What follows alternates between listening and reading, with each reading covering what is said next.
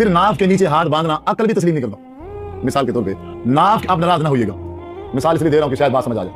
नाफ के नीचे से जेरे नाफ बाल शुरू हो जाती है, इंसान की पलीदगी शुरू हो जाती है। अल्लाह के सामने खड़ा है माफी मांगने के लिए, अल्लाह के सामने खड़ा है माफी मांगने के लिए, और हाथ रखे हुए हैं पलीदगी वाली जगह पर। यही तमीज सीखी है मुसलमान ने रब के सामने खड़े होने की। नाज़रीन किराम, मोहतरम की बात आपने सुनी मौलाना साहब की। अल्लाह के नबी सल्लल्लाहु अलैहि वसल्लम ने फरमाया बे आदमी के झूठा होने के लिए इतना ही काफ़ी है कि वो सुनी सुनाई बात जो है वो आगे फैला दे। सुनी सुनाई बातें आगे फैलाना ये मना है। और ये मोहतरम कैसी दलील दे रहे हैं, और जो नाफ के नीचे हाथ बांधने वाले लोग हैं नमाज में, उनको किस तरह ये तनकीद का निशाना बना रहे हैं। और इस तरह मालूम हो रहा है कि इन्होंने कभी हदीस का मुताला किया ही नहीं। हदीस में तो ये बात मिलती है कि सरकार दो आलम सल्लल्लाहु अलैहि वसल्लम ने ख़ुद जो है वो नाफ के नीचे हाथ बांधे हैं। तो इस तरह तनकीद करना कि नाफ के नीचे जो है अगर हाथ बांधेंगे तो नाफ के जो नीचे का हिस्सा है वो तो वैसे ही पलीद जगह है, जिस तरह ये दलील बना रहे हैं। तो पलीद जगह के ऊपर हाथ रखना ये अकल के भी ख़िलाफ़ है। तो मैं मोहतरम से ये सवाल करता हूँ और आप लोगों को बताना चाहता हूँ कि जो पलीद जगह है वो तो नाव से लेकर जो नगहेज है, शर्मगाह है, जिसे शरीयत ने छुपाने का हुक्म दिया, वो तो नाव से लेकर घुटनों समेत है। तो जब अत्तहियात पे हम बैठते हैं तो फिर हाथ कहाँ रखते हैं? रानों के ऊपर हाथ होता है, फिर तो वहाँ भी हाथ नहीं रखने चाहिए। यानी इंसान कोई अकल से बात करे और कुछ अहदीस का मुताला कर ले बात बताने से पहले।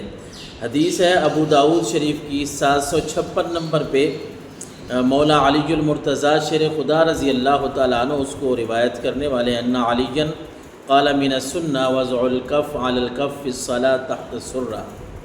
हज़रत अलीजुल मुर्तज़ा शेर खुदा रज़ी अल्लाह तआला अन्हु बयान करते हैं कि ये सुन्नत है कि एक हाथ को दूसरे हाथ पे रखना, दाएं हाथ को बाएं हाथ के ऊपर रखना हदीस का मफ़हूम है।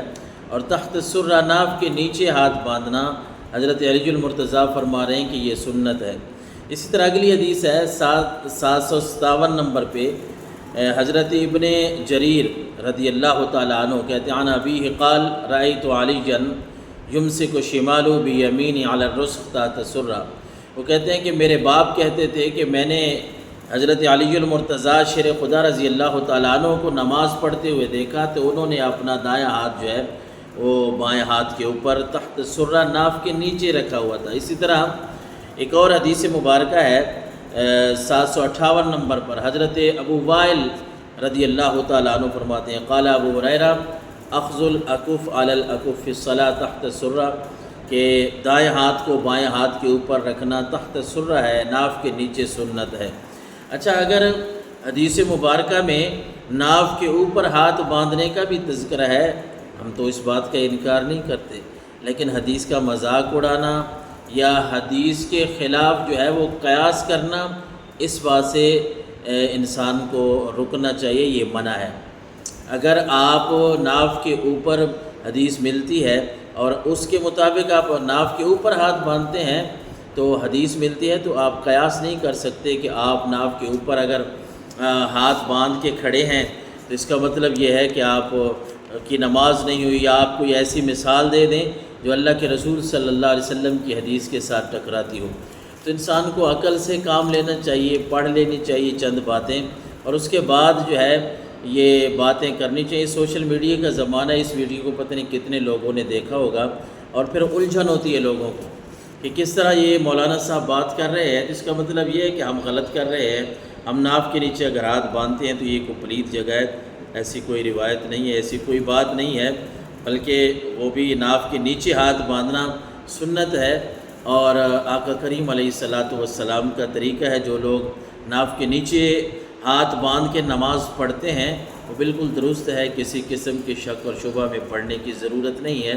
अल्लाह ताला हम सबको अमल की तौफ़ीक़ अता फ़रमाए, आमीन।